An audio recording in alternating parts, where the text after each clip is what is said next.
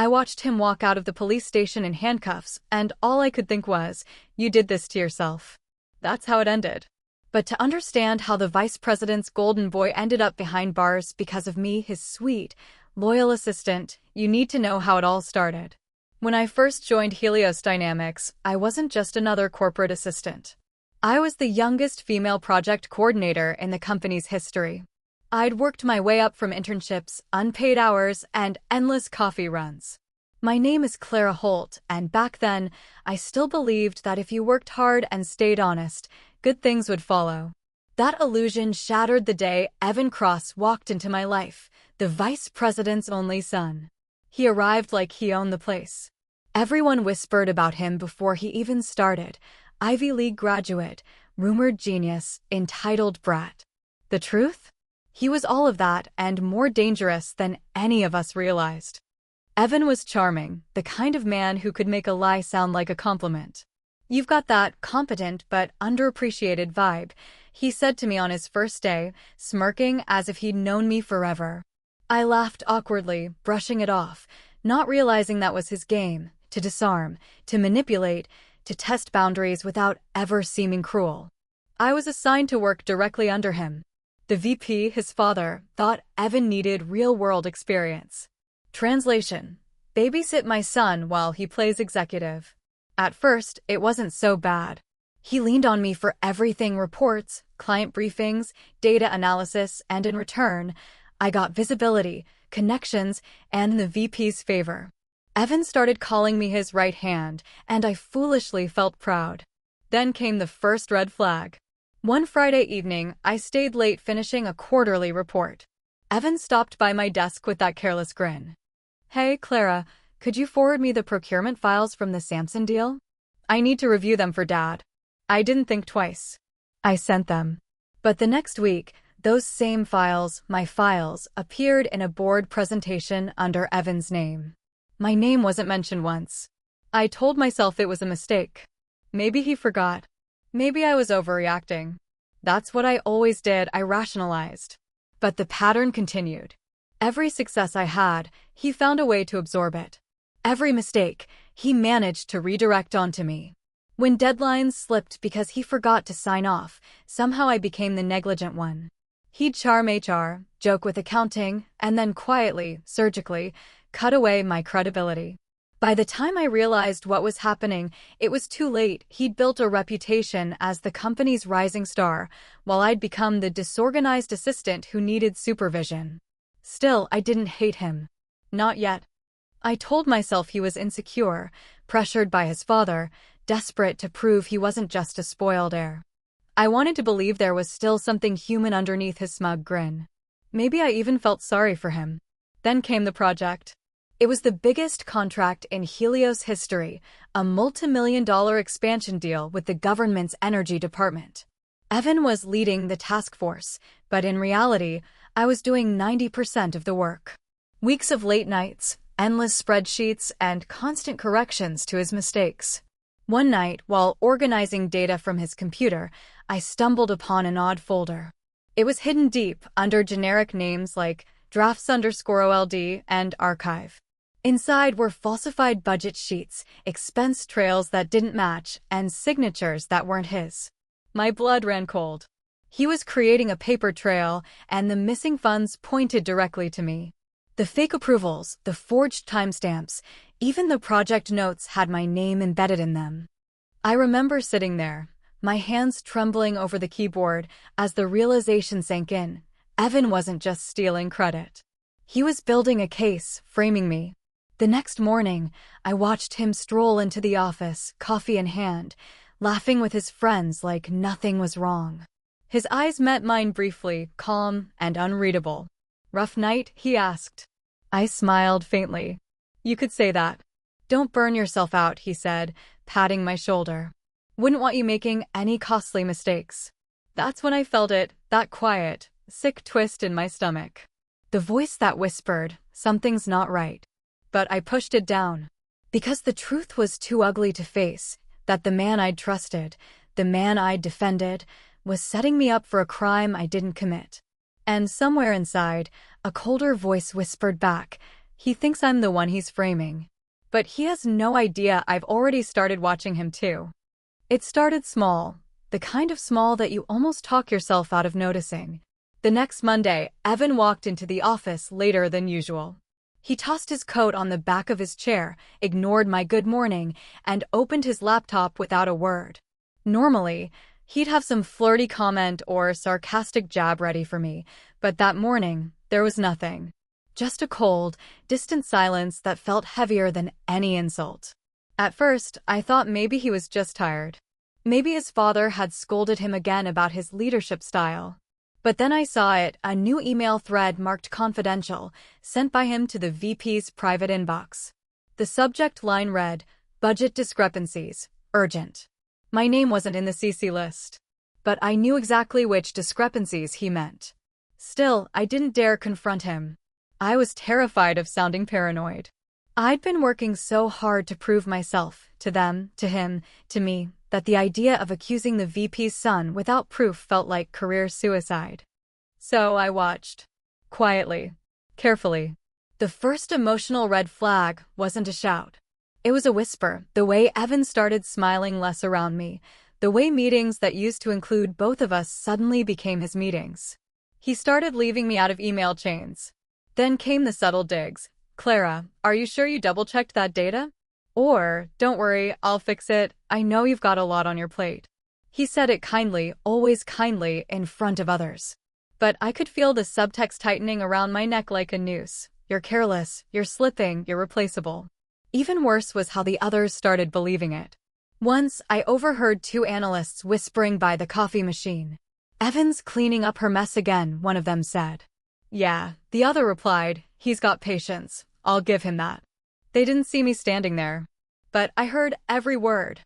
I wanted to march up to them, to defend myself, but what would I even say? That I felt something was off? That Evan had this way of twisting things, smiling while cutting you open?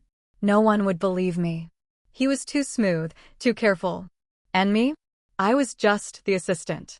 The second red flag came during the Samson contract audit. Evan had insisted we review all vendor invoices for transparency. It sounded noble until I realized he'd been rewriting reports I'd already filed. He'd take my data, alter a few numbers, then submit his version directly to the VP. One afternoon, I accidentally saw one of his drafts open on the shared drive, a version of my expense sheet with a subtle, but dangerous change. My digital signature had been copied onto it. My chest tightened. "Evan," I said, my voice trying to stay calm as I approached his desk. "Did you use my sign-off on the Samson expenses?" He looked up, all innocent charm. "Oh, that? Yeah. I just reused your template. Don't worry, it's standard. Saves time. But that's my signature." "Relax, Clara," he said softly, leaning back in his chair. "You trust me, right?" It was the way he said it, "You trust me, right?" That made my stomach twist. I did trust him. Or at least, I wanted to. Because if I didn't, I'd have to accept that I was being used, and that the months of loyalty, the late nights, the sacrifices, meant nothing. So I smiled, pretending everything was fine. "Of course I trust you," I said. And he smiled back a little too easily. But the distance between us grew. He stopped asking for my opinion during client calls. When we were alone, he barely looked up from his phone. Yet in front of others, he'd throw me small compliments. "Clara's been such a help. Couldn't have done it without her," like breadcrumbs to keep me compliant. My mind kept circling the same thoughts at night. Was I imagining things? Was he really setting me up, or was I just insecure? Sleep became impossible. I'd lie awake replaying every interaction, every word. Sometimes I'd open my laptop at 2 a.m., scrolling through our old emails, trying to find proof that he'd changed or that maybe I had. Then, one evening, I caught him in a lie. I stayed late again, finishing documentation he was supposed to review. His office light was off, but his laptop was still on. Out of habit, I knocked and peeked in. On his desk, under a pile of papers, was a printed email, my email, that I'd sent to the VP earlier that day. Except the top corner had a handwritten note in Evan's neat scrawl. "Rewrite this. Too defensive. Make it sound like her oversight." My heart dropped. He'd been preparing a narrative.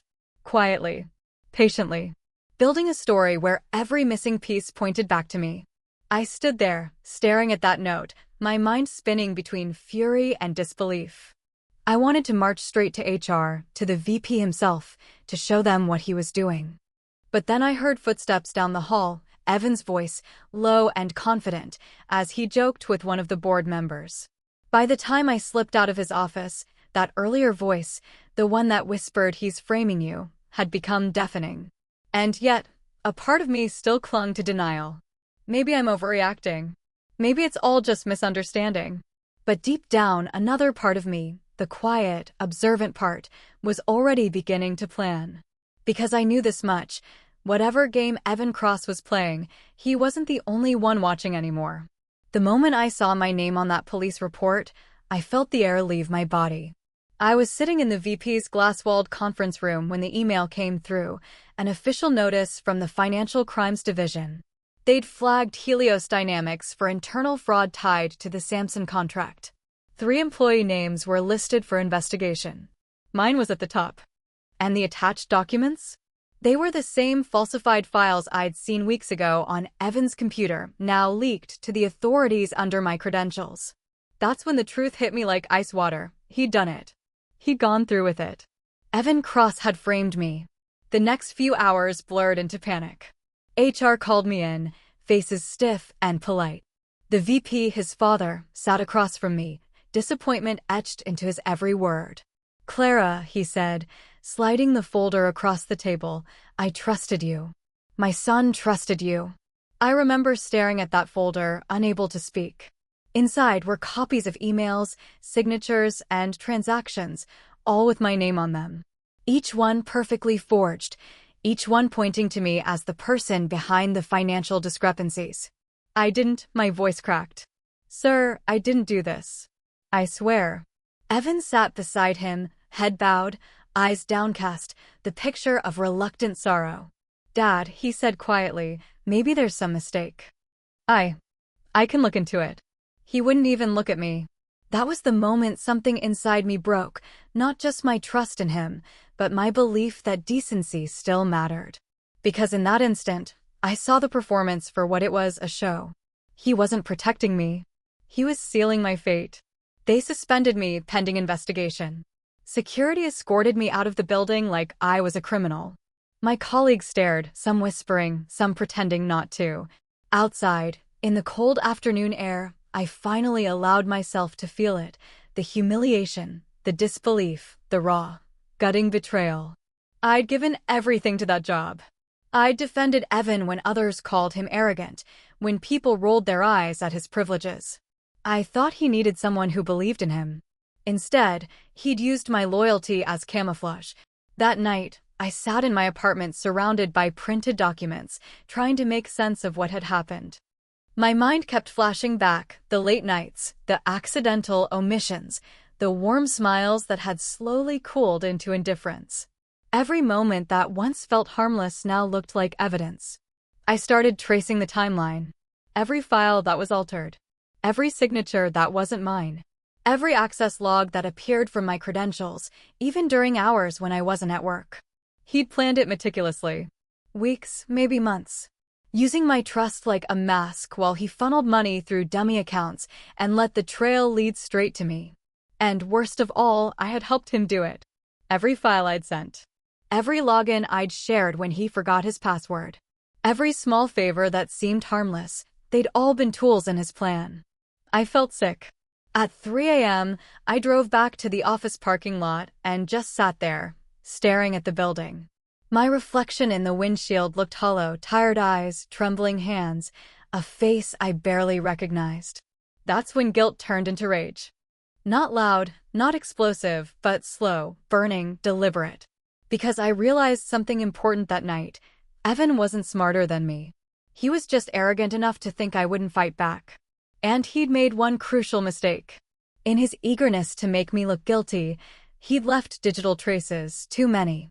I remembered how he used my files, my signature templates, my timestamps. But he'd forgotten that I was the one who built those systems. I knew where to look. I knew what data lingered even after deletion. He thought he destroyed me. But what he'd really done was hand me everything I needed to destroy him. The next morning, I walked into my apartment kitchen, brewed a cup of coffee, and sat down with a notebook. For the first time in days, my hands were steady. Page 1. The plan. If Evan wanted to play games, I'd make sure he played against himself. I'd gather proof, piece by piece, not by confronting him, but by letting him dig his own grave. Every document he doctored, every lie he told, every digital footprint he thought he'd erased, I'd find it. I'd make sure when the truth came out, it would come from his own hands. I wasn't going to scream, or beg, or fight him head-on. That's what he'd expect. No, I was going to be calm, precise, patient, just like he was. I took a long sip of coffee and smiled faintly to myself. He framed me once. But the next time someone got framed, it wouldn't be me. It would be him. The morning after my suspension felt like waking up in someone else's life. The clock read 6:42 a.m., the same time I used to be at my desk, coffee in hand, spreadsheets open. But now, I sat on my couch surrounded by half-torn folders, cold takeout boxes, and the heavy silence of a life that had been dismantled overnight. I hadn't just lost my job. I'd lost my reputation, my sense of purpose, my trust in people. But there's a strange kind of stillness that comes after total ruin. When there's nothing left to lose, the noise of fear fades, and something quieter takes its place. That morning, it was just me, the truth, and the sound of my own heartbeat whispering, "No one's coming to save you." And for the first time, I stopped waiting for someone to. The first few days were chaos. HR wouldn't return my calls. Friends from the office stopped answering my messages. Even my mentor, the one who'd vouched for me to the VP, sent a polite text that read, "Take some time off, Clara. These things happen. These things happen." It was astonishing how quickly people distance themselves when someone powerful decided you were the problem. I spent hours scrolling through company updates, LinkedIn posts, anything that might show how bad the damage was. And there it was, a new press release. Helios Dynamics launches internal investigation. VP's son leads effort to ensure transparency. Evan's smiling face sat at the top of the article. The headline burned into me like acid. He hadn't just betrayed me, he was profiting from it, turning my downfall into his redemption story. For a long moment, I just stared at the screen. Then slowly, I started to laugh. Not the kind of laugh that comes from humor, but the bitter, hollow kind that leaks out when you finally realize how badly you've been played. That was the moment it happened, the shift. All the tears, the panic, the self-doubt, they didn't vanish, but they hardened. They became something sharper, something useful. Because if Evan could weaponize lies, I could weaponize truth. I started by reopening my own investigation. Every company email I'd ever sent or received, I downloaded backups. Old project files stored on my personal drive, I combed through them line by line. I even reached out to one of the IT techs I used to help during late nights. "Hey, Clara," he said over the phone, hesitant. "I heard about everything." "Then you also know none of it makes sense," I said. "I just need a favor. I'm not asking you to risk your job. Just tell me if Helios still keeps full network access logs, even for deleted files." A long pause. Then he sighed. "Yeah, everything's archived on the offsite server. But only admins have clearance." "And who has admin access?" "Only the VP's team. Evan's one of them." Perfect. If I could get even one log file that proved he accessed my credentials remotely, I could unravel everything. But I couldn't just hack in, that would make me no better than him. I needed him to expose himself. That's when the idea began forming, slow, deliberate, dangerous. I didn't need to steal his files. I just needed to make him open them himself. Because once he did, the audit system would record every action, his IP, his timestamp, his digital fingerprint. All I had to do was create the right bait. But first, I needed to get my emotions under control. For weeks, I'd lived on the edge of a breakdown, crying 1 hour, furious the next. It wasn't sustainable. I couldn't outsmart him if I was falling apart. So I started small. Morning walks, breathing exercises, writing everything down, every detail, every suspicion. I stopped seeing myself as the victim in Evan's story and started seeing myself as the author of mine. Each day, I'd repeat one quiet promise. He thinks he's already won. Let him think that. For now, the anger that once felt suffocating started to feel focused. It wasn't about revenge anymore, not entirely. It was about reclaiming my name. About proving that I wasn't the naive assistant who got manipulated. I was the woman who could turn the game inside out. A week later, I went to the storage unit where I'd kept my old Helios equipment, laptops, drives, even backup discs from years ago. I plugged one into my home setup and started combing through archived drafts of the Samson contract. There, hidden deep in the metadata of one of the Excel sheets, was a name. User, evan.cross_admin. Modified, 2:13 a.m. He'd been editing my files while I was at home. That single line of metadata was the crack in his entire facade. My pulse quickened. This was proof, not enough to clear me yet, but enough to start turning the tide. I leaned back in my chair, staring at the flickering monitor, a quiet smile forming. Evan had taught me the rules of his game. Now I was rewriting them. By the time the sun rose, I had a new plan, clean, strategic, impossible for him to see coming. I wasn't scared anymore. He had taken my reputation, my peace, and nearly my future. But what he didn't realize was that in destroying everything I'd built, he'd also freed me from fear. And a woman with nothing left to lose is the one person you should never underestimate. I let him think I'd broken, then I smiled and started rebuilding the cage. They still believed I was shattered. My inbox was silent, my desk empty, and the rumor mill had already decided my story. Evan told whoever would listen that I'd cracked under pressure. He wore his guilt like a medal and everyone clapped. Perfect. That's exactly what I needed him to do. Planning revenge isn't fireworks and grand speeches. It's calculus, patient, quiet, and cruelly precise. It starts with three things: facts, people, and narrative. I already had two. Now I needed the first in a way no one could refute. I started with facts I could touch. The metadata on the archived Excel sheet with his admin username was my foothold. It proved he'd accessed files at 2:13 a.m. while I was at home. But one timestamp won't topple a golden boy.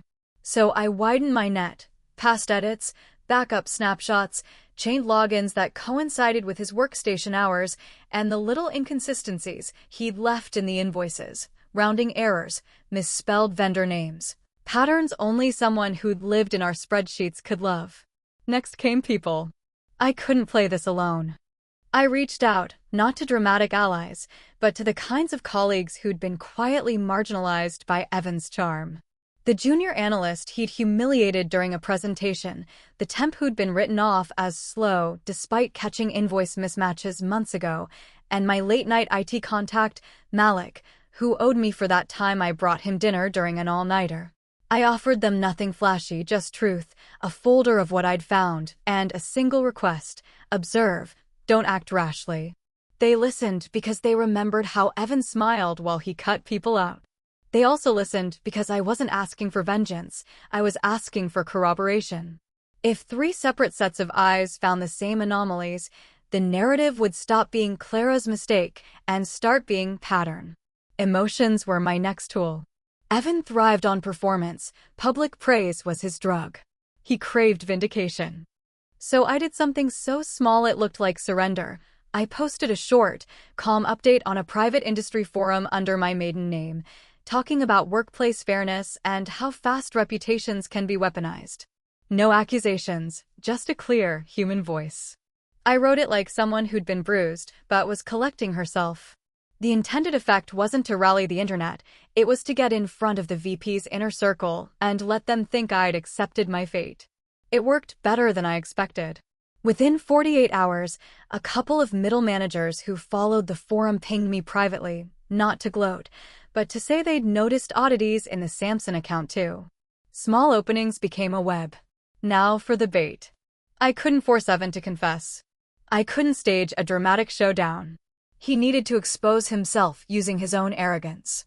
So I created a scenario that would tempt him into doing what he did best, covering tracks while pretending to clean them up. I circulated a faux internal memo, not a hack, just a carefully worded message I seeded through a sympathetic middle manager. It hinted at an anonymous tip being submitted to external auditors and suggested the VP's team should prepare an internal cleanup to demonstrate transparency. It was vague enough to be plausible and specific enough to pry at Evan's anxiety. The line about external auditors was the hook. The possibility of outside scrutiny would push him to act quickly, and hurried actions leave traces. Simultaneously, I fed him something else, a fake lead that played to his ego. In a neutral corridor conversation with an HR associate, one who owed me a favor from years ago, I let it slip, loud enough to be heard, that I had been quietly consulting with a legal friend about my options. Evan's ears are literal magnets for anything that might make him look weak. He started to twitch. The plan was psychological pressure with a technical lever underneath. If he rushed to clean the logs, he would do it from his admin account. If he tried to shift blame, he'd use the same channels and IP addresses he'd already used. If he panicked and sent incriminating emails, those emails would live forever in backups and timestamps. I didn't need him to confess, I needed him to touch the flame. Every move I made was designed to feel like coincidence from his vantage point. An offhand comment here, a private message there, an innocuous-seeming request to look over a draft that I knew he'd want to edit publicly afterward. I kept my tone apologetic when I had to be seen in person. I smiled and deflected because a desperate person is predictable. There were nights I lay awake imagining him, that smug curve of his mouth as he believed the net had closed on me. I could almost see him opening his laptop after midnight, hands moving too fast, convinced speed would erase evidence. I pictured Malik quietly watching server logs, a benign observer with a notebook and my blessing. I pictured the temp finding an odd email chain hidden in a vendor's thread and saving a screenshot to a safe place. It was risky, and I knew it. Retaliation could come in any form: slander, legal threats, or outright sabotage. But risk had been knocking at my door since he'd framed me. The question was whether I would cower or respond. Every day, I kept my outward act convincing, defeated, fragile, finished, while underneath I rebuilt a case like an archivist restoring shredded history. I cataloged every email, every screenshot, every offhand remark. I wrote down times, names, small adjectives he used. I mapped his pattern of moving from charm to containment. Each new data point was a nail in the coffin I was crafting. On a rainy Thursday afternoon, while the office hummed with the sort of bored energy that comes from watching someone else's spectacle, I saw him, Evan, take the bait. He glanced at his phone after an anonymous tip hit the VP's inbox, then walked briskly toward the server room with a purpose that smelled like panic. He was alone. He had admin access. And he was moving right into the trap I'd spent weeks building. For the first time since they escorted me out in cuffs and whispers, my palms went cold, not from fear, but from a precise, crystalline calm. The game had begun. He still thought I was the broken one. He couldn't have been more wrong. The room smelled like polished wood and fear. It was midday, sunlight cutting through the blinds in sharp bars that looked for all the world like a judge's gavel landing again and again. I had rehearsed my face for weeks, neutral, measured, the expression of someone who'd been wronged, but refused to be undone by it. Today, I didn't need to rehearse. The show Evan had written for himself was already wrapping up. I only had to open the curtains. The VP called an emergency board meeting after the external auditors contacted him with urgent findings. He wanted to control the narrative, to make the company look proactive. He didn't expect me to be there, but I had my lawyer with me, and more importantly, I had proof. Malik sat in the corner with a thin laptop and a notebook. The temp who'd saved that vendor email chain sat beside him, fingers white around a paper cup. The junior analyst I'd recruited to watch discrepancies had his own folder of screenshots. My legal friend, the one I'd texted in whispers and late-night calls, watched the VP like a hawk. The room hummed with polite curiosity until I walked in. Evan's smug face dropped when he saw me. For a moment, I thought maybe he'd stage a smile, flippant and indignant, but the tiny tremor at his jaw told me he'd already felt the trap closing. I presented the case with the calm of someone reading minutes from a meeting because that's what it was: minutes, logs, metadata. I didn't beg. I didn't plead. I showed. Malik spoke first, slow and clinical, pulling up server logs that traced admin access to my account at 2:13 a.m. The timestamps matched the ones I'd found in my archive spreadsheets, the IP addresses traced to Evan's workstation. The junior analyst displayed invoice versions, original files, Evan's altered copies, and the subtle but deliberate changes that routed funds through a shell vendor. The temp produced a saved vendor email with an attached screenshot showing Evan's signature overlay. An old backup preserved what Evan thought he'd erased. My lawyer walked the board through chain of custody protocols I'd insisted on. Every file had been copied, hashed, and stored in 3 separate places: an off-site legal vault, Malik's backup, and my lawyer's drive. There was no room for he said, she said. There was only immutable data. When I reached the key piece, the backup snapshot of Evan's own attempt to clean the logs, the room went quiet enough you could hear the clicks of a teaspoon. Evan had been desperate. In his panic, he'd accessed the audit console from his admin account, tried to delete suspicious entries, and sent a terse email to a subordinate telling them to overwrite retention. That email, of course, had been saved in the subordinate's sent folder and forwarded to the auditors by a conscientious manager who'd been watching the wronged assistant's quiet posts on an industry forum. It was poetic. He'd tried to erase his tracks and, in doing so, left the clearest prints of all. The VP's face moved through stages: confusion, disbelief, then a hardness I recognized from family portraits, paternal damage control. He looked at Evan, then at me, and his voice had the tremor of a man whose son had been shown a mirror he couldn't stand. "Evan, explain this," he said. Evan's mouth opened, closed. Words didn't come easy when the theater you'd practiced in suddenly had glass walls. He tried the old scripts: stunned sorrow, plausible deniability, the righteous defense of a son who had been misled. But the logs, the emails, the vendor statements, they all spoke in a language he couldn't bluff. As he faltered, auditors outside the room made a call. I watched the color drain from Evan's cheeks as 2 plainclothes financial crimes investigators stepped into the doorway, badges flashing like cold sun. The room hummed with a different kind of electricity. People shifted, phones were raised. They read Evan his rights in a voice that made it sound like the end of a movie and the start of a trial simultaneously.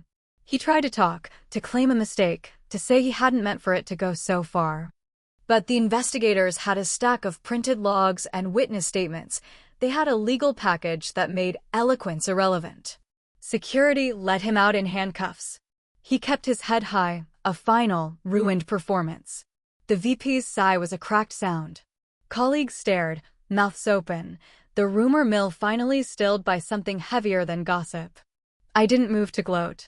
The moment the door closed behind him, I felt a strange dislocation, as if I'd watched a storm pass and was left holding a windowpane. My lawyer placed a steadying hand on my arm. Malik gave me a look that said more than any compliment could. We did right. Outside the building, cameras flashed. A reporter asked for a statement. I gave a short, professional line about cooperation with authorities and the importance of transparency. But the truth, the private, carved into my bones truth, stayed in my chest like a small, hot ember. Later, as Evan sat in an interrogation room trying to reconcile what arrogance had cost him, I stood in the quiet of my apartment and let myself feel every single thing I denied while plotting. The humiliation. The nights of terror. The cold betrayal. They all rose up, but instead of breaking me, they shaped the person I'd become. There was no triumphant speech, no cinematic confession delivered with a wrenching howl. Justice, in this case, was quieter, a stack of facts laid down by people who had been patient enough to collect them, and a man who had chosen pride over conscience and found that pride had a price. I thought about the way he used to pat my shoulder, the lazy cruelty of his smiles. I thought about the nights I'd stayed and the faith I'd misplaced. And then I thought about what came next: rebuilding, clearing my name, living without the shadow of his lies. I poured a cup of tea, let it steep, and watched steam curl into the late afternoon light. It smelled ordinary and honest. I sat with it, feeling a hard, calm gratitude that felt almost like forgiveness. He'd framed me once. He'd walked into his own trap with arrogance as his escort. The law had done what I could not, It had turned his performance into an indictment. Outside, the city moved on. Inside, I sat very still and, for the first time in months, let myself breathe. The courthouse steps were slick with rain the morning they sentenced Evan. I stood at a distance, umbrella in hand, watching through the haze as he was led inside. No press now, no swagger, no designer suit to hide behind. Just a trembling man in a wrinkled shirt, carrying the weight of his own lies. When the verdict came down, guilty of fraud, evidence tampering, and obstruction, I didn't cheer. I didn't even smile. I just breathed. For the first time in months, it wasn't sharp or shallow. It was whole. His father, the VP, resigned quietly a week later. The company issued a public apology for the internal oversight that had led to my wrongful suspension. They offered me my job back with a promotion, a headline gesture for their PR campaign. I declined. Because sometimes the most powerful thing you can do after someone tries to destroy you is to rebuild your life somewhere they'll never touch again. I took a consulting offer from a rival firm, one that had watched the whole scandal unfold and respected how I'd handled myself. They wanted someone who could spot deceit, read between polished smiles, and recognize patterns of manipulation.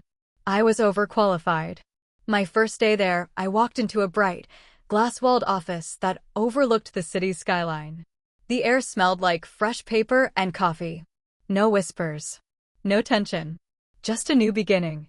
For weeks after, I kept expecting to feel something: guilt, sadness, even nostalgia. But what I felt instead was peace. The kind that doesn't announce itself with fireworks, but slips in quietly when the storm finally runs out of thunder. Sometimes, late at night, I'd replay the moment the investigators took him away. The silence in that boardroom wasn't just about justice, it was the sound of masks falling. All the people who'd believed his charm, who'd dismissed my doubts, had watched the truth reveal itself line by line, log by log. That was poetic justice. But for me, the real justice wasn't his arrest. It was that he had to live every day knowing I didn't destroy him, his own actions did. I simply refused to stay quiet while he burned the world around him. And if I'm honest, there was a moment, a small, human moment, where I pitied him. Not because he didn't deserve what he got, but because people like him never learn. They mistake kindness for weakness, silence for surrender, and decency for stupidity. Evan never understood that the most dangerous people are the ones who've learned to endure pain without showing it.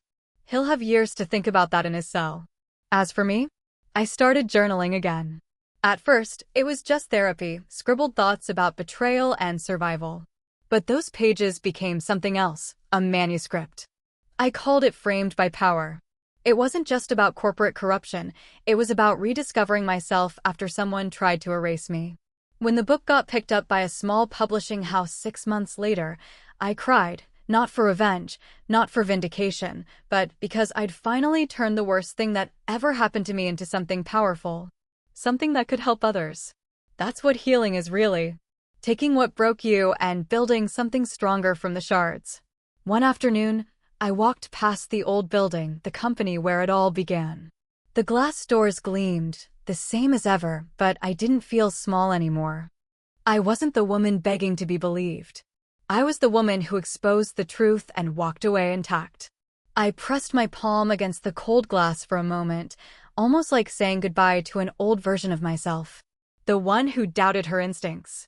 The one who let someone else define her worth. Then I whispered, "Never again," and turned away. Because the real revenge isn't getting even. It's getting better. And I did. Now, when people ask me how I stayed so calm through it all, I tell them, there's a kind of silence you learn after betrayal, not the silence of fear, but of power. The silence that comes from knowing you don't need to scream to be heard. The truth does that for you. Maybe that's why I'm sharing this story with you. Because I know there's someone out there right now, watching, listening, who's where I was. Someone who's being lied to, gaslit, manipulated. Someone who's doubting their own instincts because the betrayer made them feel crazy. If that's you, listen carefully. You're not crazy. You are being conditioned to doubt the voice that's trying to save you. Trust it. Gather your proof. Hold your ground. Don't rush revenge, let the truth do the talking. When you move with patience and integrity, People like Evan end up framing themselves.